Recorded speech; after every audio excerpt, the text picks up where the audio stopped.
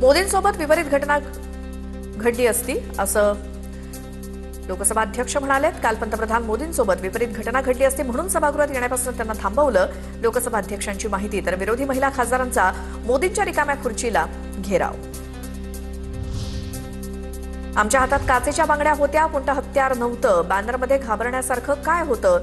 पंतप्रधान मोदींच्या खुर्चीला घेराव घातल्याच्या प्रश्नावरती वर्षा गायकवाड यांचं स्पष्टीकरण। तुम्ही म्हणाल बांगड्या घालून का गेलात?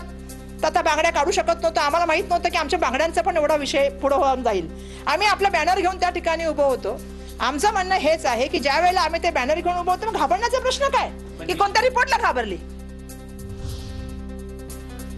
भाजपच्या निशिकांत दुबेंनी लोकसभेमध्ये अश्लील वक्तव्य केलं, महिलांचा अपमान केला। दुबेंच्या वक्तव्याला मोदी आणि शहांचं समर्थन। काँग्रेस खासदार वर्षा गायकवाड यांचा दावा। निशिकांत दुबेला पंतप्रधानांचा सपोर्ट होता का?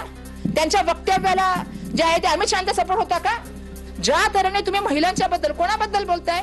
पंडित जवाहरलाल नेहरूंजी बद्दल बोलताय, इंदिराजींच्या बद्दल बोलताय, सोनियाजी गांधी बद्दल अश्लील बोलताय। समर्थन आहे का पंतप्रधानांचं निशिकांत दुबेला? राज्यसभेत राष्ट्रपतींच्या भाषणावरती पंतप्रधान मोदींचा आभार प्रस्ताव। मोदींच्या भाषणावेळी विरोधी पक्षाच्या खासदारांची जोरदार घोषणाबाजी। राहुल गांधींना बोलू द्यावं यासाठी जोरदार विरोध। तर तानाशाही नाही चलेगी, मोदींच्या भाषणावेळी विरोधकांच्या घोषणा। तर वयोमानानुसार खरगे खाली बसूनही घोषणा देऊ शकतात, मोदींचा टोला। मल्लिकार्जुन खरगे यांचाही कडाडून विरोध। मोदींच्या भाषणावेळी विरोधकांकडून सभात्याग। देशाची अशी अवस्था झाली होती की कोणी व्यापार करार करत नव्हतं। जे आता सभागृह सोडून गेलेत त्यांना कधीतरी उत्तर द्यावंच लागेल। सभात्याग करणाऱ्या काँग्रेसला पंतप्रधान मोदींचा टोला। कभी न कभी उनको जवाब देना पड़ेगा कि देश की ऐसी हालत कैसे बना के रखी थी कि दुनिया का कोई देश हमसे डील करने के लिए आगे नहीं आता था। लोकसभेत राहुल गांधींना बोलू न दिल्यावरनं राज्यसभेत गदारोळ। सरकार काय लपवू बघतंय? खरगेंचा सभागृहात सवाल।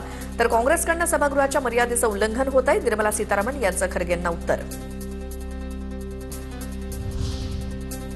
देशात जलद गतीनं विकास सुरू। जगातील आव्हानांवरती तोडगा काढणारा आपला देश बनला।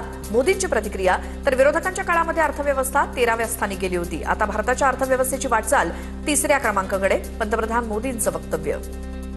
जब हमें अवसर मिला तब देश आजाद हुआ, तब हम दुनिया में 6 नंबर की इकोनॉमी थे, लेकिन इन लोगों ने ऐसा एक हाल करके रखा कि 11 पे पहुंचा दिया।